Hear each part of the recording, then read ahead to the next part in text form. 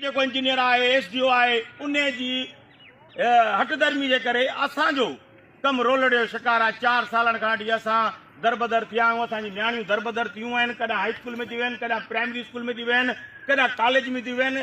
हिकु ॾींहुं अधु स्कूल थो हले, अधु ॿार था अचनि, ॿिए ॾींहुं अधु ॿार नंढड़ियूं नियाणियूं थियूं अचनि। हीअ ज़्यादती असां केसि ताईं बर्दाश्त कंदासीं।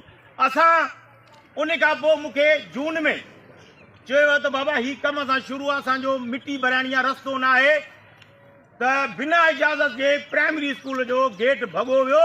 पर मूं चयो यार जेकॾहिं प्राइमरी स्कूल जो गेट भॻो वियो आहे त भला हे असांजी हिकिड़ी शइ ठहंदी। उनखे अॼु 6 महीना थिया आहिनि। सज्जा शाहणी ऐं ठेकेदार बाकर अली, हाजी बाकर अली आलखाणी, जेको चए मां किंग आहियां, मां किंग खे ॿुधाइण थो चाहियां त असांजो स्कूल जेकॾहिं कमु हफ़्ते जे अंदरि कमु नथो करे सघीं त हितां हलियो वञी पंहिंजो वञी जेको आहे सो असां न त ॿी सूरत में असां FIR कराईंदासीं, SDO जे मथां बि FIR कराईंदासीं ऐं जेको आहे सो हिन जे बाकर अली जे मथां बि असां FIR कराईंदासीं। असां उन खां अलावा जेको हिते मटीरियल इस्तेमालु थियो असां कयो, अदा बिस्मिल्लाह कमु हले। असां इन्हनि खे रंडक न कई वई आहे ऐं असां चयो त बाबा कमु हलायो, कमु हले। हाणे साल थियो आहे त कमु प्लंथ भीम ते पूरो थी वियो आहे।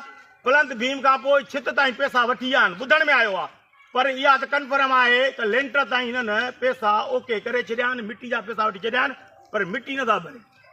असां जो हिन अॻड़े सां गॾु अॼु बार बार अॼु हेडमिस्टर साहिबा फ़ोनूं कंदी आहे। पीर मुंहिंजी मूंखां पुछा कई त बाबा कमु किथे पहुतो। मां साईं खे ॿुधायो साईं कमु हले ई नथो। साईं चयो त हिननि खे मां चवां थो इंजीनियर खे साईं चयो बार बार, पर अञा ताईं हुननि खे का ॻाल्हि कोन्हे। छो पैसा उहो खाई चुका आहिनि। हुननि जो मक़सदु आहे फुलजी जो अवाम, फुलजी जूं नियाणियूं, फुलजी जूं टीचरूं, फुलजी जा टीचर्स। कॾहिं बि तव्हांखे इहो हराम जो पैसो खाइण ऐं फॿाइण न ॾींदो।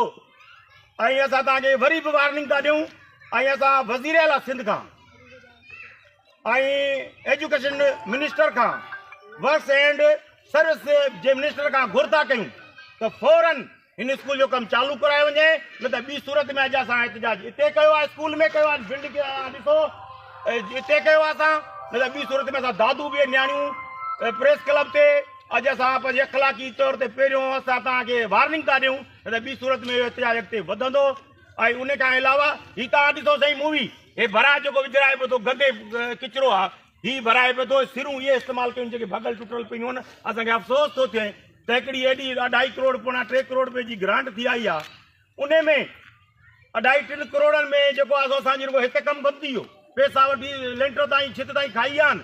सजाद शाहणी तूं करप्ट न आहीं, तूं SDO न आहीं, तूं करप्ट SDO आहीं, तूं मूंखे सिफारिश थो कराई माण्हुनि खां। मां तोखे ॿुधाए थो छॾियां जेकॾहिं स्कूल जे लाइ असांखे जान बि ॾियणी पई ॾींदासीं। Thank U very much. हाणे मां